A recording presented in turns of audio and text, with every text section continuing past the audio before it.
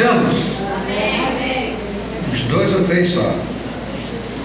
Mateus 26, 26. Achamos?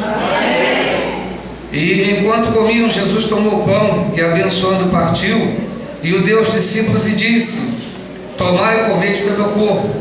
E tomando o cálice e dando graças, deu-lhe dizendo: bebei dele todos, porque este é o meu sangue, o sangue do Novo Testamento, que é derramado por muitos para a remissão dos pecados.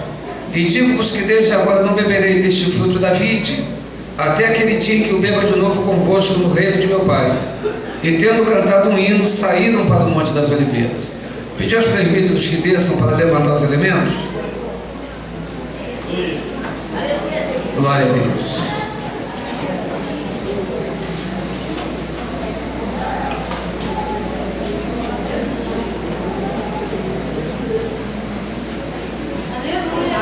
Louvado seja Deus.